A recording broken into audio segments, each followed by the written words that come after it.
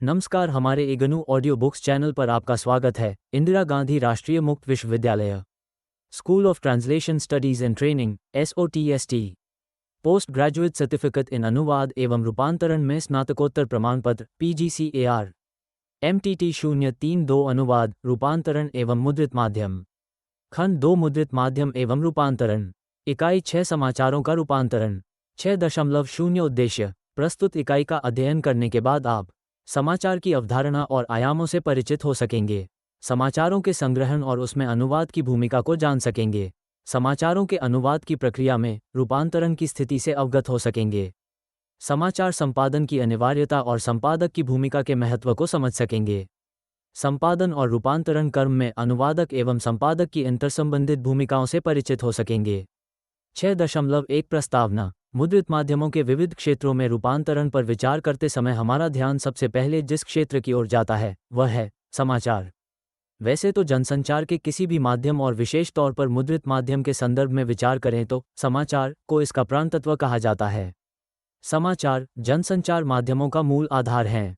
समाचारों की सत्यता, नवीनता, महत्व, रोचकता और गुणवत्ता आदि पक्ष समाचार पत्र रूपी मुद्रित माध्यम की लोकप्रियता एवं बिक्री को सीधे तौर पर प्रभावित करती है। टेलीविजन के विभिन्न समाचार चैनलों की TRP भी इन पर निर्भर करती है। यही कारण है कि समाचारों के प्रति मीडिया आकर्षण और गुणवत्ता का विशेष तौर पर ध्यान रखते हैं। समाचारों के जरिए प्रस्तुत सामयिक घटनाओं, महत्वपूर्ण तथ्यों और निष्पक्ष विवरणों के लिए भाषा माध्यम का काम करती है। समाचार विभिन्न स्रोतों, विभिन्न रूपों और विभिन्न भाषाओं में प्राप्त होते हैं, जिन्हें समाचार पत्र की भाषा विशेष में आकर्षक ढंग से प्रस्तुत करना होता है। समाचारों को प्रकाशन योग्य एवं पठनीय बनाने के लिए उनका पुनर्लेखन तक करना पड़ता है, इसलिए समाचार लेखन का सर्वाधिक महत्व होता है। समाचार लेखन को एक विशेष कला स्वीकार किया जाता है, जिसके लिए खास तकनीक की आवश्यकता होती है। समाचार प्रस्तुति में भाषा के संदर्भ में खड़ी होने वाली बाधा को पार करने में अनुवाद एक सार्थक साधन सिद्ध होता है। अनुवाद की प्रक्रिया का व्यवहारिक परिप्रेक्ष्य स्पष्ट संकेत करता है कि मुद्रण माध्यम में ये केवल शब्दानुवाद, भावानुवाद, संक्षिप्तानुवाद और सारानुवाद आदि के रूप में मिश्र अनुवाद तक ही सीमित नहीं होता, उसमें रूपांतरण का भी विशेष स्थान और महत्व होता है। इसलिए इसमें अनुवादक रूपांतरकार की भूमिका भी निभाता है। वस्तुस्थिति यह है कि समाचारों में रूपांतरण पर गंभीरतापूर्वक विचार करना अपेक्षित है। समाचारों में आकर्षण और गुणवत्ता को बनाए रखने में संपादक की विशिष्ट भूमिका होती है, और अगर हम अनुवादक रूपांतरकार के संदर्भ में भी विचार करें तो उसकी भूमिका भी कम महत्वपूर्ण नहीं है। अनुवादक की रूपांतरकार की भूमिका निरंतर बनी रहती है। इसके अलावा उसे आवश्यकता के अनुसार संपादक की भूमिका भी निभानी पड़ती है और कभी संपादक को अनुवादक रूपांतरकार की भूमिका भी। इसलिए अनुवादक रूपांतरकार और संपादक की इन संबंधित भूमिका का स्पष्ट बोध भी अपेक्षित है। प्रस्तुत इकाई में मुद्रित माध्यमों में अनुवाद रूपांतरण और अनुवादक रूपांतरकार के इन विविध संदर्भों को शामिल किया गया है। इन सभी संदर्भों पर विचार करने के क्रम में आइए सबसे पहले ये जानें कि समाचार होता है। 6.2 समाचार, अवधारणा और आयाम। मानव मात्र के लिए ये कहा जाता है कि मनुष्य एक सामाजिक प्राणी है। सामाजिक प्राणी होने के कारण मनुष्य में अपने परिवेश के बारे में निरंतर जानते रहने की सहज प्रवृत्ति होती है। मनुष्य की यह सहज प्रवृत्ति उसमें ज्ञान प्राप्ति के प्रति भूख जागृत करती है, उसे जिज्ञासु बनाती है। मनुष्य की यह जिज्ञासा सूचनाओं अथवा जानकारी की प्राप्ति से पूर्ण होती है। स्वाभाविक है कि ये सूचनाएं किसी न किसी तथ्य पर आधारित होती हैं। उनमें नवीनता होती है और स्वयं में असाधारण होती हैं। तभी तो मनुष्य उनके प्रति जिज्ञासु बना रहता है। जिज्ञासा की इस मनोवृत्ति ने उसकी प्रगति के मार्ग को प्रशस्त किया है, क्योंकि इससे मनुष्य में समझ विकसित होती है।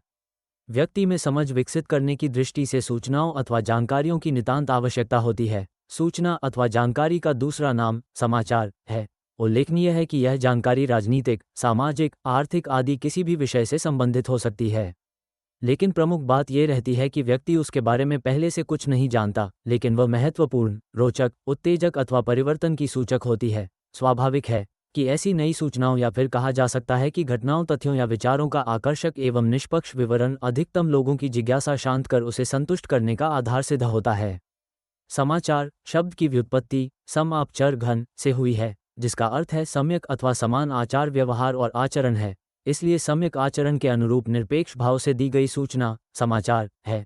व्युत्पत्तिमूलक संदर्भ के अलावा भी देखें तो कालांतर में इस शब्द के अर्थ में परिवर्तन हो गया और अब इसका अर्थ संवाद, संदेश, वृत्तांत अथवा विवरण के रूप में हो गया है। मानक हिंदी कोश के अनुसार इसका अर्थ इस प्रकार है किसी कार्य या व्यापार की सूचना जिसके बारे में लोगों को पहले से जानकारी न हो। अमरकोश में समाचार के लिए वार्ता, वृत्ति तथा उदंत पर्याय प्रयुक्त हुए हैं। ये पर्याय किसी घटना की पूरी जानकारी देने के भाव को व्यक्त करते हैं। गोस्वामी तुलसीदास ने भी समाचार शब्द का प्रयोग करते हुए लिखा है कि समाचार जब लक्ष्य मन पाए, व्याकुल विकल बदल उठी धाये। समाचार अंग्रेजी के न्यूज़ शब्द के समतुल्य के रूप में प्रयुक्त किया जाता है। न्यूज़ अंग्रेजी के नॉर्थ, ईस्ट, वेस्ट और साउथ शब्दों के प्रथम वर्णों को मिलकर बना परिवर्णी शब्द एक्रोनिम है। न्यूज़ शब्द अंग्रेजी के न्यू शब्द का बहुवचन रूप भी है, जिसका अर्थ है नया। इस दृष्टि से जो नित्य नूतन है या कहें कि सभी दिशा की घटना का विवरण है, वह न्यूज़ समाचार है। समाचार के लिए उर्दू में खबर शब्द का प्रयोग किया जाता है और संस्कृत में वार्ता शब्द का। आकाशवाणी आदि से संस्कृत में इसी वार्ता शब्द को प्रयुक्त किया जाता है। समाचार की कोई सर्वस्वीकार्य परिभाषा उपलब्ध नहीं होती है।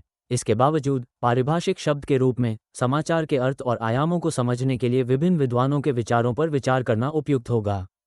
V.L. रिसर्व का कहना है कि समाचार पाठक जिसे जानना चाहता है वो समाचार है, शर्त यह है कि वो सुरुचि तथा प्रतिष्ठा के नियमों का उल्लंघन न करे।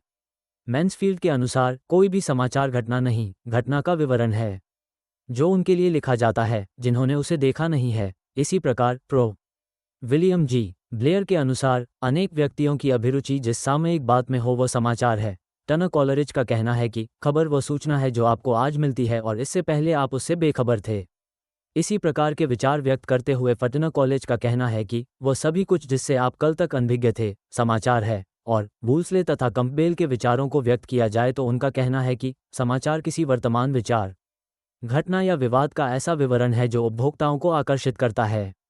समाचार के अर्थ को व्यक्त करते हुए अंबिका प्रसाद वाजपेयी का कहना है कि हर घटना समाचार नहीं है, सिर्फ वही घटना समाचार बन सकती है जिसका कमोबेश सार्वजनिक महत्व हो। के.पी. नारायण का कहना है कि समाचार किसी सामयिक घटना, महत्वपूर्ण तथ्यों का शुद्ध तथा निष्पक्ष विवरण होता है जिससे उस समाचार पत्र में पाठकों की रुचि होती है जो इस विवरण को प्रकाशित करता है। मध्य और परवर्ती काल में किसी कार्य या व्यवहार की सूचना को समाचार माना जाता था। ऐसी ताजी या हाल की घटना की सूचना जिसके संबंध में पहले लोगों को जानकारी न हो। और डॉक्टर हरिमोहन का कहना है कि समाचार नवीनतम घटना अथवा कथन आदि का ऐसा ज्ञानवर्धक विवरण जो महत्वपूर्ण उत्तेजक तथा परिवर्तन का सूचक है। समाचार अथवा न्यूज चारों दिशाओं से प्राप्त सूचनाओं, घटनाओं, तथ्यों, विचारों आदि की समसामयिक, उत्सुकतावर्धक तथा नवीन जानकारी बढ़ाने वाली रिपोर्ट के भाव को व्यक्त करने वाला शब्द है। यही कारण है कि समाचार में नवीनता, रोचकता, मनोरंजक तथा महत्ता का विशेष महत्व होता है। समाचारों के संदर्भ में कुल मिलाकर यही कहा जा सकता है कि घटनाओं सूचनापरक अथवा तथ्यपरक विवरण रूप जानकारी प्रदान करना समाचार कहलाता है। समाचार उस घटना की सूचना अथवा उसका विवरण होता है जिसके बारे में पहले लोगों को कोई जानकारी नहीं होती। वास्तव में समाचार को वो सामाजिक बात कहा जा सकता है जिसमें काफ़ी अधिक संख्या में लोगों की रुचि होती हो। समाचार लेखन एक विशिष्ट कला है जिसमें घटना का विवरण अपनी सूचनापरकता अथवा संकलित तथ्यों का परिप्रेक्ष्य पूरी तरह से स्पष्ट हो। कहने का तात्पर्य यह है कि संकलित तथ्य या सूचना के आधार पर प्रदान किया जा रहा समाचार अथवा जानकारी क्या, कब, कहाँ, क्यों, कौन और कैसे रूपी प्रश्नों का उत्तर देने में समर्थ हो। समाचार में सरलता और स्पष्टता एवं तारतम्यता उसकी प्रस्तुति को प्रभावी बना देती है। इन्हें प्रभावी बनाने में भाषा का अपना विशेष महत्व होता है। समाचारों की भाषा अस्पष्ट, अपूर्ण तथा अटपटी नहीं होनी चाहिए। चूंकि समाज के हर वर्ग का व्यक्ति समाचारों का पाठक, श्रोता अथवा दर्शक होता है, इसलिए अगर वो सरल सुबोध भाषा और शैली में नहीं होंगे तो औसत पाठक को वे भली प्रकार से सहज संप्रेषित नहीं हो पाएंगे। 6.3 समाचारों के स्रोत, भाषा और अनुवाद। जनसंचार के सभी माध्यमों में अनुवाद की जरूरत होती है। अनुवाद स्रोत भाषा में व्यक्त भावों, विचारों आदि को विभिन्न माध्यमों के जरिए लक्ष्य भाषा में जन जन तक व्यक्त करने का साधन है। आज के मीडिया के युग में अनुवाद अपरिहार्य आवश्यकता स्रोतों के जरिए उपलब्ध होती है, जिसे मीडिया की भाषा विशेष में ढालना होता है। लोगों को सूचना, ज्ञान अथवा शिक्षा और मनोरंजन का संचार करने वाले इस माध्यम का व्यवहार क्षेत्र बहुत विस्तृत है। समाज, संस्कृति, धर्म, राजनीति, वाणिज्य, व्यापार, उद्योग, रोजगार, स्वास्थ्य, साहित्य, पर्यावरण, खेलकूद आदि मानव जीवन व्यवहार के कमोबेश सभी पक्ष इसकी परिधि में शामिल हैं। इनसे संबंधित देश विदेश के समाचारों, सूचनाओं आदि को किसी भी इतर भाषा भाषी तक पहुंचाने के लिए अनुवाद आवश्यक हो जाता है। वैसे यहाँ प्रश्न यह उभरता है कि मीडिया के लिए समाचारों, सूचनाओं का संग्रहण कैसे किया जाता है? उनके स्रोत क्या रहते हैं? ताकि उसे भाषा विशेष के प्रयोक्ता वर्ग तक पहुंचा दिया जाए। समाचार एजेंसियों और मीडिया संस्थाओं के संवाददाता एवं पत्रकार देश विदेश के प्रमुख भागों में फैले रहते हैं। ये घटनास्थलों पर जाकर विभिन्न घटनाओं, कार्यों, समारोहों एवं विषयों संबंधी विवरण लेते हैं और उन्हें आवश्यक स्वरूप प्रदान करते हुए फ़ोन, ईमेल आदि विभिन्न संचार साधनों के जरिए उन्हें जल्दी भेजते हैं। इसके अलावा उन्हें राजनीतिक दलों के कार्यालयों, railway station, airport, fire brigade, सूचना विभाग, वाणिज्य संगठनों, पुलिस नियंत्रण कक्ष या फिर सरकार के पत्र सूचना कार्यालय और विभिन्न विभागों के जनसंपर्क अधिकारियों आदि से निरंतर संपर्क बनाए रखना पड़ता है। इस प्रकार कहा जा सकता है कि दो स्रोत होते हैं, 1. समाचार एजेंसियां और 2. संवाददाता।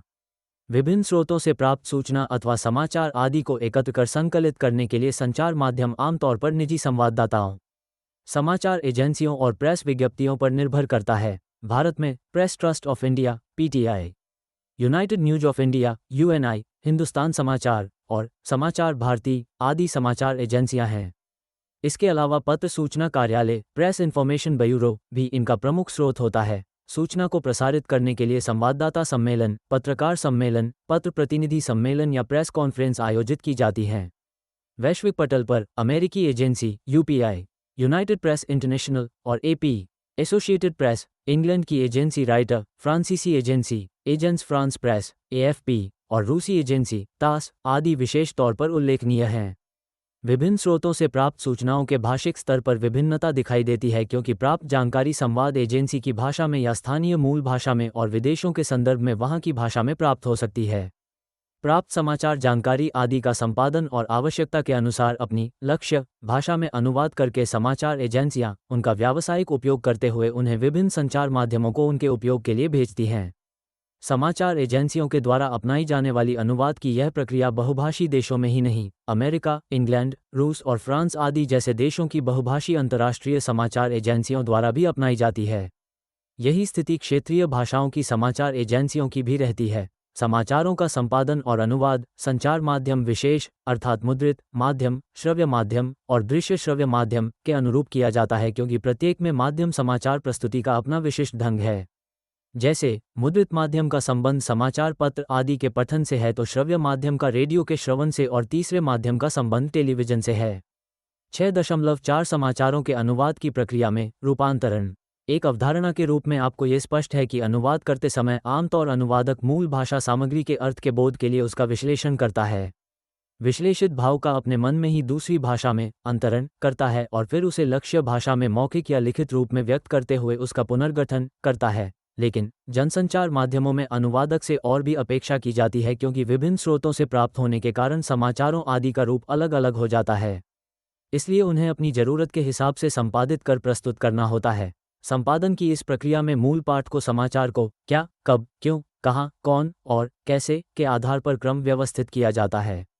इस क्रम व्यवस्था में मूल पाठ में बाद में शामिल सामग्री की महत्ता को स्वीकार करते हुए शुरू में और शुरुआती सामग्री को पीछे तक ले जाया जा सकता है। संपादन संबंधी यह कार्य केवल समाचार लेखन के स्तर पर ही नहीं, अनुवाद के स्तर पर भी जरूरी होता है। माध्यम विशेष की जरूरतों को ध्यान में रखते हुए अनुवादक स्रोत भाषा में फेरबदल कर सरल सुबोध भाषा में अपने माध्यम के लक्षित वर्ग को परोसता है। मीडिया में इस अनुवाद प्रक्रिया का विस्तार दृश्य श्रव्य कार्यक्रमों तक व्याप्त है। भाषा विशेष में तैयार श्रव्य दृश्य श्रव्य कार्यक्रमों को अपनी भाषा के श्रोताओं दर्शकों तक पहुंचाने के लिए अनुवाद अपरिहार्य हो जाता है, बल्कि डबिंग, सबटाइटलिंग या पार्श्व समाचारों के अनुवाद की प्रक्रिया में रूपांतरण की भूमिका और स्थिति को समझने के बाद आइए अब हम इस कार्य को मूर्त रूप प्रदान करने वाले व्यक्ति अर्थात अनुवादक अथवा रूपांतरकार और संपादक की अंतर्संबंधित भूमिका के बारे में विस्तार से चर्चा करें। लेकिन इस भूमिका पर विचार करने से पूर्व ये समझ लेना उपयुक्त होगा कि संपादन क्या है। 6.5 समाचार संपादन अवधारणा और आयाम।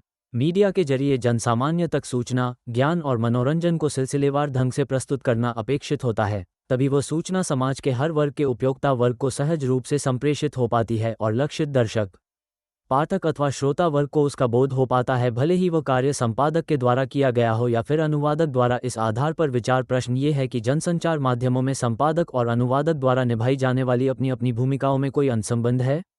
इस पर विचार करने से पूर्व ये जानना जरूरी है कि संपादन क्या है। 6.5.1 संपादन का अर्थ और स्वरूप। संपादन का सामान्य अर्थ है किसी भी काम को पूरा करना, ठीक तरह से पूरा करना, अच्छी तरह से पूरा करना, सुचारू रूप से प्रस्तुत करना।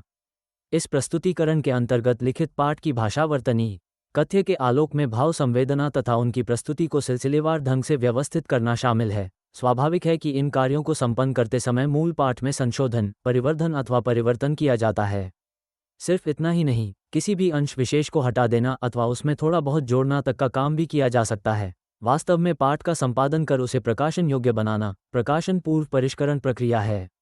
परिष्करण की इस प्रक्रिया में पाठ के सभी अध्यायों तथा प्रत्येक अध्याय में प्रस्तुत सामग्री को तार्किक आधार पर क्रम व्यवस्थित करना, उपयुक्त शीर्षक और अथवा उपशीर्षक देना, वर्तनी और व्याकरण की दृष्टि से भाषा में सुधार करना, प्रस्तुतिकरण शैली एवं प्रभाव में समन्वय करना आदि आयाम शामिल किए जा सकते हैं।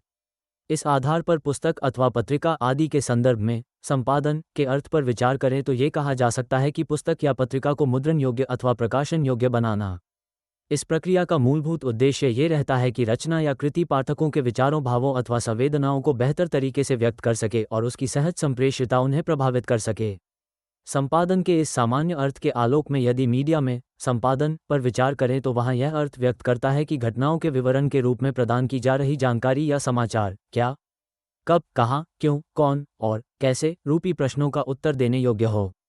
इन उत्तरों के लिए समाचार को सूझबूझ के साथ प्रस्तुत करने की प्रक्रिया में संपादन रूपी विशेष प्रयास किया जाता है। संपादन के अंतर्गत संवाददाताओं, पत्रकारों और लेखकों आदि से या फिर प्रेस विज्ञप्तियों के रूप में प्राप्त सामग्री को जनसंचार के माध्यमों के लिए प्रकाशन अथवा प्रसारण योग्य बनाने संबंधी कार्य शामिल हैं।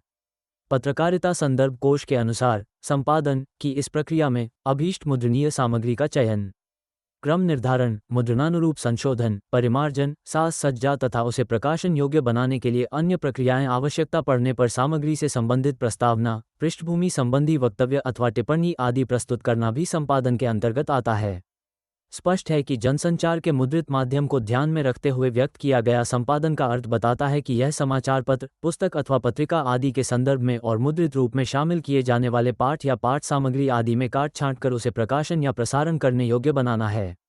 इसका अभिप्राय ये हुआ कि पुस्तक, पत्रिका आदि में प्रस्तुत की जाने वाली सामग्री को तर्कसंगत आधार पर क्रम व्यवस्थित करना, तथ्यों को बनाए रखना, सामग्री की भाषा में संशोधन, परिमार्जन करके उसे सरल सहज रूप देते हुए संप्रेषणीय बनाना, आवश्यकता के अनुसार सामग्री को सार रूप में प्रस्तुत कर देना और उसे शीर्षक एवं आवश्यकता के अनुसार उपशीर्षक आदि देना जैसे कार्य किए जाते हैं। हालांकि संपादन को परिभाषित करने वाले पत्रकारिता संदर्भ कोश में प्रस्तुत अर्थ को केवल जनसंचार के मुद्रित स्वरूप को ध्यान में रखा गया है, किंतु यदि हम इस अर्थ के आलोक में और जनसंचार के विभिन्न माध्यमों के संदर्भ में संपादन शब्द पर विचार करते हैं तो उसका विस्तार प्रसारण तक व्याप्त हो जाता है। इस विस्तार के अंतर्गत लिखित माध्यम के अनुरूप लिखित रचना का श्रव्य या दृश्य श्रव्य माध्यम के अनुरूप लेखन, टेपांकित सामग्री का ध्वन्यांकन तथा वीडियो या सिनेमा की सामग्री का वीडियो संपादन आदि जैसे कार्य भी शामिल हो जाते हैं। समाचारों आदि के पुनर्लेखन, उनके मुद्रण या टेपांकन और वीडियो संपादन आदि विभिन्न कार्यों में किसी न किसी रूप में संपादन कार्य के निष्पादित किए जाने के आधार पर यह कहा सकता है कि लेखकों ने की में किया जाने वाताव 6.5.2 संपादन के प्रकार और स्तर।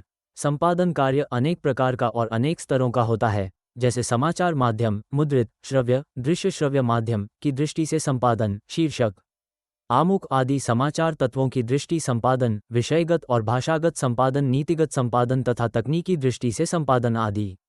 संपादन कार्य करने के संदर्भ में प्रत्येक माध्यम के अनुरूप कुछ संपादन कार्य एक समान बने रहते हैं और कुछ कार्य बदल जाते हैं, यानी कुछ नई प्रक्रियाएं जुड़ जाती हैं और दूसरे माध्यम के लिए कुछ प्रक्रियाएं उपयोगी न होने के कारण छोड़ दी जाती हैं।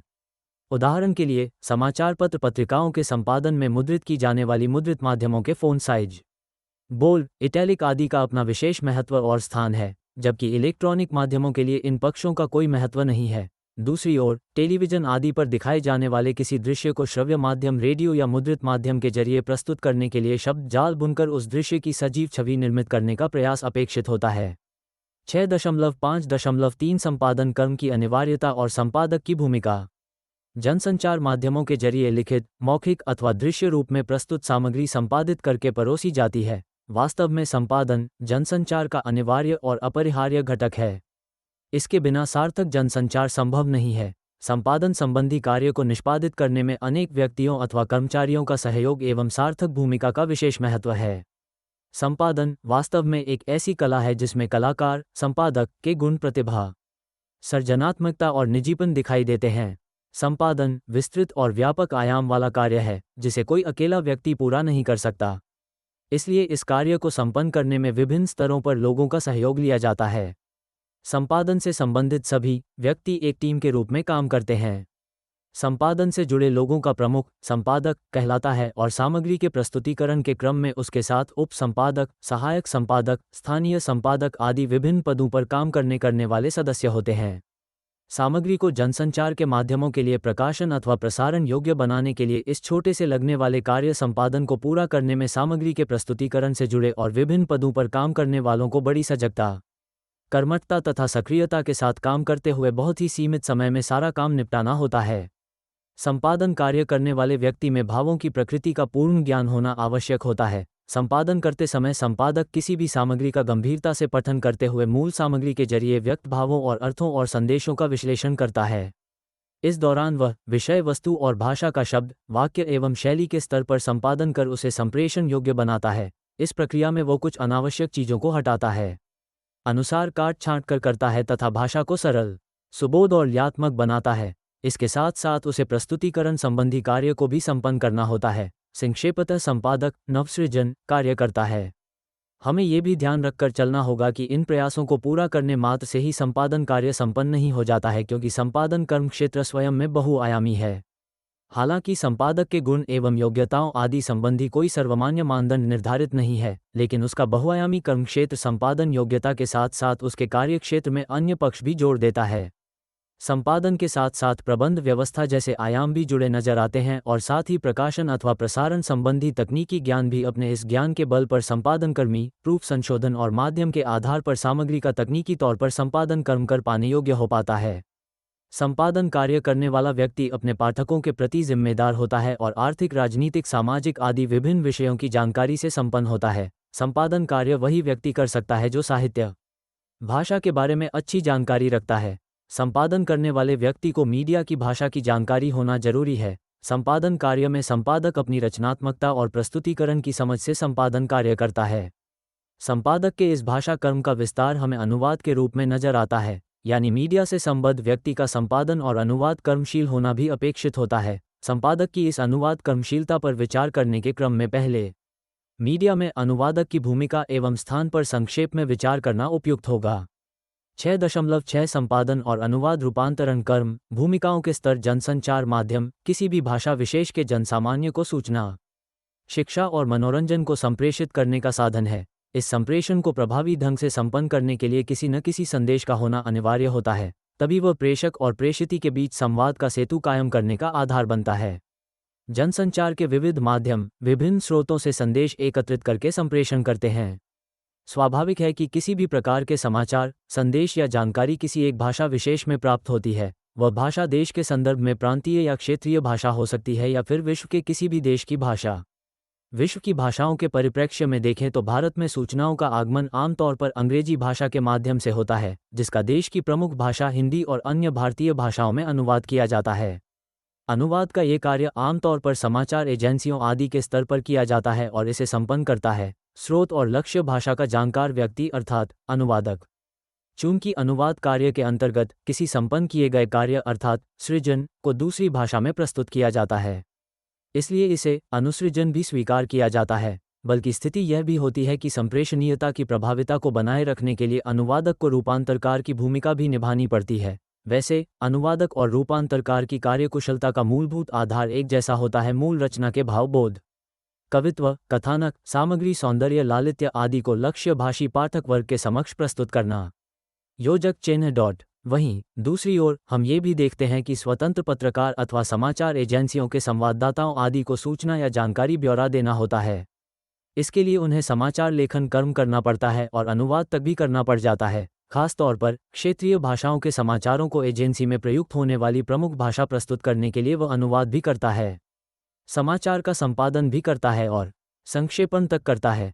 इन सभी कर्मों की प्रक्रिया से गुजरते हुए वह समाचार का स्वरूप निर्धारित करता चलता है। अगर यह कार्य उनके द्वारा न किया जा रहा हो तो मीडिया संगठन के स्तर पर इसे संपन्न किया जाता है। वैसे इतना ही स्वीकार करना पर्याप्त होगा कि जनसंचार माध्यमों में संपादन और अनुवाद कर्म साथ साथ चलते हैं, इसलिए इन्हें एक दूसरे का पूरक माना जाता है। वैसे इन दोनों के अंतर्संबंध को 1. संपादक की अनुवादक भूमिका और 2. अनुवादक के संपादन दायित्व निर्वहन की अपेक्षा का आधार लेकर स्पष्ट किया जा सकता है। 6.6.1 संपादक की अनुवादक भूमिका। मीडिया में संपादन की अनुवादक भूमिका के संदर्भ में देखें तो ये स्वीकार करना होगा कि मीडिया जगत में जिस तरह से विकास हुआ है और उसमें नए नए आयाम जुड़े हैं, उस कारण इसकी कार्य पद्धति भी बहुआयामी होती जा रही है। इसका एक आयाम मीडिया कर्मियों और इसके विभिन्न माध्यमों में लिखने का काम करने वालों पेशेवरों के लिए संपादन के साथ साथ अनुवाद कार्य भी न केवल जुड़ने बल्कि अपरिहार्य हो जाने से संबंधित है। उन लोगों के लिए यह जरूरी होता है कि वे समाचार पत्र, रेडियो और टेलीविजन आदि अपने अपने माध्यम के लक्षित पाठक, श्रोता और दर्शक वर्ग के लिए जरूरी जानकारी विभिन्न भाषाओं और स्रोतों से एकत्र कर उसे सरल, सहज और सुबोध भाषा में दें। इस आवश्यकता को पूरा करने के लिए इसलिए उनका अनुवाद कार्य में दक्ष होना भी अपरिहार्य है। कारण स्रोत भाषा में उपलब्ध जानकारी को लक्ष्य भाषा में रखते समय वह विषय को अच्छी तरह समझकर लिख सकते हैं। कई बार ऐसा भी होता है कि स्रोत भाषा में व्यक्त भाव के लक्ष्य भाषा में जो अनुवाद उपलब्ध होता है या अनुवादक के द्वारा जो अनुवाद किया गया होता है वह सहज, स्वाभाविक और प्रवाहमयी भाषा वाला न हो। ऐसे में संपादक अपने कौशल के दम पर उसे संपादित करने के साथ साथ स्वयं अनुदित भी कर सकता है। अनुवाद के दौरान वह अनावश्यक विवरण छोड़ते हुए और प्रस्तुत किए जाने वाले विवरणों को संपादन मानदंडों के आधार पर उसमें काट छांट करते हुए अपेक्षित और ऐच्छिक रूप दे सकेगा। इसलिए मीडिया में संपादक का अनुवादक होना जरूरी माना जाता है। 6.6.2 अनुवादक के संपादन दायित्व निर्वहन की अपेक्षा। मीडिया में अनुवादक को संपादक की भूमिका भी निभानी होती है। संचार माध्यमों में अनुवादक से जहां अनुवाद कर्म अपेक्षित होता है, वहीं उसकी दक्षता और कार्यकुशलता की अपेक्षाएं और भी बढ़ी हुई होती हैं। अनुवादक को भी न केवल एक कुशल संपादक की भांति अनुदित पाठ की संप्रेषणीयता और शुद्धता को ध्यान में रखते हुए अनुवाद करना होता है, बल्कि उसे वर्तनी, वाक्य रचना, कारक चिह्नों आदि भाषा संबंधी गलतियां न होने का भी ध्यान रखना पड़ता है। आमतौर पर अनुवादक को मूल सामग्री में काट छांट कर अनुवाद करने का अधिकार नहीं होता है। उसे तथ्यात्मकता, तत्स्थता, सत्यता एवं प्रामाणिकता का भी ध्यान रखना होता है। ये प्रक्रिया वैसे ही दुरूह है, खतरे से भरी है, परंतु यदि अनुवादक अपना दायित्व पूरा करने के साथ साथ एक संपादक का रूप धारण कर ले तो वह मूल कुछ जोड़ने या कुछ घटाने की स्वीकार्यता को संपादकीय दृष्टि से लागू करने का व्यवहारिक कार्य कर पाता है। समाचार पत्र में मुद्रित स्थान कितना होगा, इसका पता आखिरी क्षण तक नहीं चल पाता। इसी तरह रेडियो और टेलीविजन आदि में निर्धारित समय में अधिक से अधिक समाचारों के समावेश का भी दबाव रहता है। इसलिए समय और स्थान को ध्यान में रखते हुए विस्तृत समाचार को संक्षेप में प्रस्तुत करने के लिए जिस प्रकार संपादक को संपादन कार्य करना पड़ता है, उसी प्रकार अनुवादक को भी उपलब्ध समय और स्थान को ध्यान में रखते हुए अनुवाद कर्म करना पड़ता है। उसे मूल पाठ का संपादित रूप में अनुवाद प्रस्तुत करना पड़ता है। कोई भी अच्छा संपादक इस तथ्य से भली भांति अवगत होता है कि उसके लक्ष्य वर्ग की रुचि पूरी घटना को देखने, सुनने और पढ़ने में नहीं होती, इसलिए वह सूचना को संपादित रूप में प्रस्तुत करता है। इसी तरह यदि अनुवादक को भी यही स्पष्ट रूप से आभास हो तो वह अनुवाद करते समय ही अनावश्यक तत्वों को छोड़कर संपादित अनुवाद प्रस्तुत कर सकता है। इस तरह वह एक के बाद एक नहीं, एक ही समय में संपादक और अनुवादक दोनों की भूमिकाएं निभाएगा। इससे समय की बचत होगी। जिस प्रकार 6 ककार, क्या, कब, कहाँ, क्यों और कैसे के आधार पर समाचारों का लेखन और संपादन किया जाता है, उसी प्रकार अनुवादक भी इन सभी क के आलोक में समाचारों का अनुवाद करता है। ऐसे में उसकी ओर से विशेष प्रयास ये भी रहता है कि यदि स्थान और समय की सीमा है तो वह उल्टे पिरामिड के सिद्धांत के आधार पर कम महत्वपूर्ण जानकारी का अनुवाद न करे या अनुदित पाठ में से हटा दे या फिर संक्षेप में प्रस्तुत कर दे। इस तरह अनुवादक से संपादकीय दायित्वों के निर्वाह करने की भी अपेक्षा रहती है। दूसरी ओर मीडिया में अनुवादक का संपादकीय गुणों और कौशल युक्त होना भी जरूरी है। आमतौर पर यह स्वीकार किया जाता है कि सामान्य अनुवादक को मूल पाठ में जोड़ने या घटाने का अधिकार नहीं होता। वह केवल विशेष परिस्थितियों में मूल पाठ से अनुदित पाठ में सामग्री को घटाकर प्रस्तुत करने की स्थिति को व्यवहार में लाता है। पाठकीय आवश्यकता को पूरा करने के लिए कुछ जोड़ने के अलावा अन्य कुछ जोड़ने की अनुमति उसे नहीं होती है। लेकिन मीडिया में अगर अनुवादक प्राप्त स्रोत सामग्री के रूप में मूल पाठ या प्रेस आदि को बिना तराशे ज्यों का त्यों अनुदित कर देगा तो संभव है कि लक्षित वर्ग की मूलभूत जिज्ञासाएं उस पाठ के बीच कहीं इधर उधर हो जाएं और सामान्य पाठक उन्हें ग्रहण न कर सके। स्वाभाविक है कि इस प्रकार प्रस्तुत अनुदित सामग्री यानी खबरें बोझिल हो जाए। मीडिया के लक्षित वर्ग में आमतौर पर मूल पाठ में से तथ्यों को ढूंढने और उन्हें ग्रहण करने की सहनशीलता का अभाव होता है। इसलिए अगर अनुवादक सूचना के अनुवाद के दौरान अपने संपादन कौशल के बल पर उसे काट छांट कर मूल में कुछ जोड़ते या घटाते हुए ऐच्छिक रूप देने और अनावश्यक विवरण छोड़ने की अनुमति होती है। 6.6.3 अनुवादक एवं संपादक की भूमिकाओं का सहधर्मी संबंध। मूल पाठ भाव बोध आदि को लक्ष्य भाषी पाठक वर्ग के समक्ष प्रभावी ढंग से संप्रेषित करने के संदर्भ में मीडिया में अनुवादक और रूपांतरकार के कार्य का तात्विक आधार एक है, इसलिए उसमें अनुवादक और रूपांतरकार के विशिष्ट गुणों का होना अपेक्षित होता है। रूपांतरकार के लिए अपेक्षित गुणों के बारे में MTT 031 में आप पढ़ चुके हैं, इसलिए यहाँ अनुवादक एवं संपादक की भूमिका में परस्पर संबंध पर विचार करना उपयुक्त होगा। अनुवादक और संपादक की अपनी अपनी भूमिकाएं कार्य की प्रकृति, सोच, संदर्भ, महत्व और दायित्व आदि के परिप्रेक्ष्य में उन्हें एक ही मनोभूमि पर लाकर खड़ा कर देती हैं। संपादन का काम जितना समावेशी है, उतना ही अनुवादक का भी जनसंचार जगत में भाषा संप्रेषण के माध्यम का काम करती है। संपादक समाज सापेक्ष भाव को ध्यान में रखते हुए परोसी जाने वाली सामग्री को सहज भाषा में तैयार करता है, तो अनुवादक भी दोनों भाषाओं पर अपनी पकड़ के आधार पर इसी समाज सापेक्षता को बनाए रखते हुए अनुसृजन करता है। अनुवादक अगर अनुदित पाठ की भाषा में अर्थ को खो देगा तो अनुवाद की प्रासंगिकता समाप्त हो जाएगी। इसी तरह यदि संपादक जनसामान्य के शब्दों के स्वर को खो देगा तो उसके संपादकीय दायित्व प्रश्नों के घेरे में खड़े हो जाएंगे। अनुवादक और संपादक के कर्म और मर्म की इस सहधर्मी अथवा कहा जाए कि इन संबंधित भूमिका को उद्घाटित करने वाला निम्नलिखित उदाहरण विशेष तौर पर उल्लेखनीय है। मूल Brazil president writes to PM for 2 meters Covishield doses. With COVID cases in Brazil topping 8 million. Its President Jair Bolsonaro wrote a letter to PM Modi this week asking for 2 million Covishield vaccines. Manufactured by Serum Institute, Brazil, he said, has launched its national immunization program against COVID. Among the vaccines selected by the Brazilian government are those from the Indian company Bharat Biotech International Limited, Covaxin, and AstraZeneca and University of Oxford, Covishield, produced by Serum Institute of India. Making a request for an urgent supply, Bolsonaro said, "I would appreciate being able to count on Your Excellency's good offices to anticipate the supply to Brazil, with the possible urgency and without jeopardizing the Indian vaccination program, of 2 million doses of the immunizer produced by Serum Institute of India." संपादित हिंदी अनुवाद। Vaccine की खेप के लिए Brazil के राष्ट्रपति ने प्रधानमंत्री को पत्र लिखा। ब्राजील के राष्ट्रपति जेयर बोल्सोनारो ने एस्ट्राजेनेका की वैक्सीन की खेप के लिए भारत के प्रधानमंत्री नरेंद्र मोदी को पत्र लिखा है। वैक्सीन की उपलब्धता में विलंब से ब्राजील में इस समय निराशा का माहौल है। कोरोना में सबसे बुरी तरह प्रभावित देशों के क्रम में दूसरे स्थान पर रहे ब्राजील में वैक्सीन की उपलब्धता को लेकर सरकार पर जनता का काफ़ी दबाव है। इसी कारण राष्ट्रपति के प्रेस ऑफिस से शुक्रवार को बोल्सोनारो द्वारा मोदी को लिखे गए पत्र की कॉपी जारी की गई।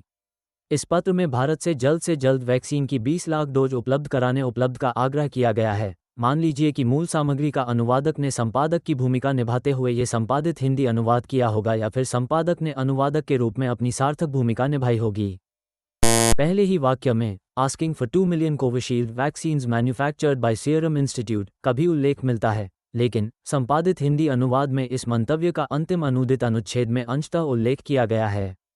इस अनुदित समाचार का एक उल्लेखनीय पक्ष ये भी है कि among the vaccines selected by the Brazilian government are those from the Indian company Bharat Biotech International Limited, Covaxin, and AstraZeneca and University of Oxford, Covishield, produced by Serum Institute of India.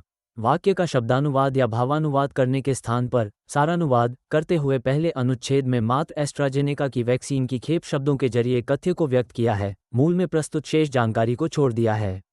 इसके अलावा मूल के अंतिम पैरा में ब्राजील के राष्ट्रपति द्वारा लिखकर भेजे गए पत्र की भाषा को उद्धृत किया गया है, जबकि हिंदी में राष्ट्रपति के प्रेस ऑफिस से शुक्रवार को बोल्सोनारो द्वारा मोदी को लिखे गए पत्र की कॉपी जारी की गई। इस पत्र में भारत से जल्द वैक्सीन की 20 लाख डोज उपलब्ध कराने का आग्रह किया गया है, को सूचनात्मक रूप प्रदान करके प्रस्तुत किया गया है। इसी प्रकार मूल में से आवश्यक नहीं लगने वाले Indian company Bharat Biotech International Limited, Covaxin, university of Oxford, Covishield, serum institute of India जैसे कुछ अंशों को हिंदी अनुवाद में स्थान नहीं दिया गया है। वहीं लक्षित वर्ग को ध्यान में रखते और उपयोगी प्रतीत होने वाली एस्ट्राजेनेका और कोविशील्ड जैसे मूल पाठ में बाद में शामिल की हुई सूचना को हिंदी अनुवाद में पहले प्रस्तुत किया गया है। कहने का अभिप्राय यह है कि उपर्युक्त मूल समाचार का केवल अनुवाद मात्र नहीं किया गया है, बल्कि उसकी गुणवत्तापूर्ण प्रस्तुति के लिए अलग अलग स्तरों और संदर्भ में संपादन करके सूचना को आकर्षक और सहज रूप में परोसा गया है। यहाँ थोड़ी सी बात हमें संपादित अनुवाद के समाचार के शीर्षक पर भी करने की जरूरत है। ध्यान देने योग्य बात यह है कि शीर्षक Brazil president writes to PM for 2 metres Covishield dosage का अनुवाद ब्राजील के राष्ट्रपति ने 20 लाख कोविशील्ड डोज के लिए प्रधानमंत्री को लिखा न करके वैक्सीन की खेप के लिए ब्राजील के राष्ट्रपति ने प्रधानमंत्री को पत्र लिखा किया गया है। इस प्रकार स्पष्ट है कि इस प्रकार की प्रस्तुति में अनुवादक की संपादकीय भूमिका या फिर संपादक की अनुवादक भूमिका को अलग अलग रेखांकित करना मुश्किल है। ये वास्तव में दोनों की भूमिका के विविध स्तर का स्पष्ट संकेत है।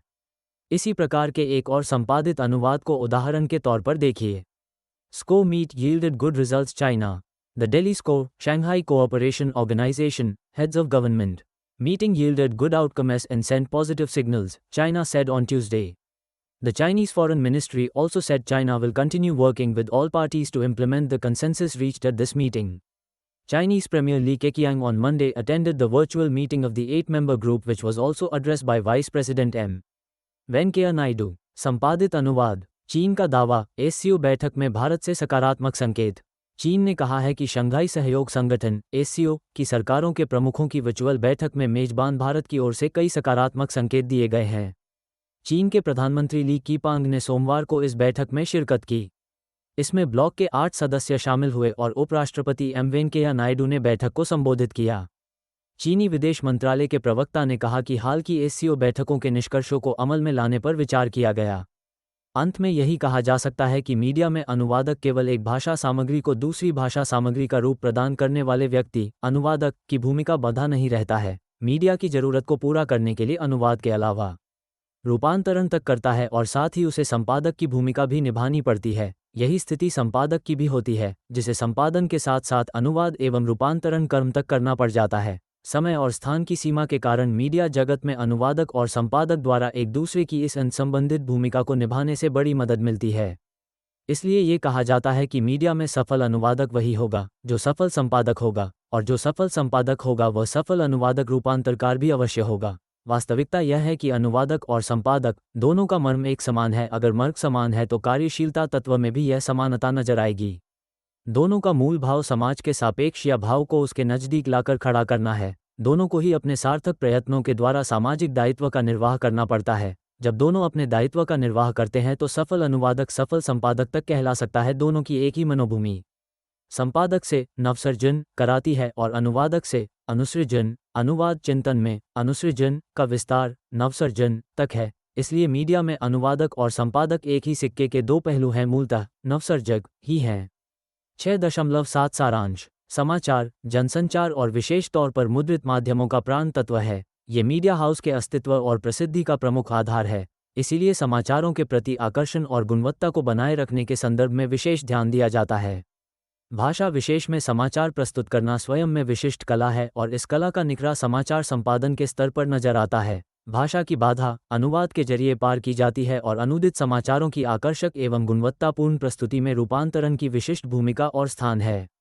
समाचारों के संदर्भ में संपादन कर्म की अनिवार्य आवश्यकता होती है और इसे मूर्त रूप प्रदान करने में संपादक की विशिष्ट भूमिका। विशेष बात यह भी रहती है कि संपादन और अनुवाद रूपांतरण कर्म में भूमिकाओं के स्तर भिन्न हैं। इसमें जहां अनुवादक से संपादन दायित्व का निर्वाह करने की अपेक्षा रहती है, वहीं संपादक को अनुवादक की भूमिका भी निभानी पड़ती है। समाचारों का अनुवाद करते समय अनुवादक दोहरी भूमिका निभाता हुआ चलता है। वस्तुस्थिति यह है कि समाचारों की भाषा विशेष में प्रस्तुति में अनुवादक रूपांतरकार की भूमिका में एकाकार हुए नजर आते हैं। कहने का अभिप्राय यह है कि समाचारों के अनुवाद की प्रक्रिया में अनुवादक और संपादक की भूमिकाओं का सहधर्मी संबंध है, जिसमें अनुवादक और रूपांतरकार एकाकार होते हैं। कविता, कहानी, उपन्यास आदि अन्य क्षेत्रों के संदर्भ में रूपांतरण पर हम इस खंड की अगली इकाइयों में विचार करेंगे। धन्यवाद। मिलते हैं अगले वीडियो में अगले पाठ के साथ।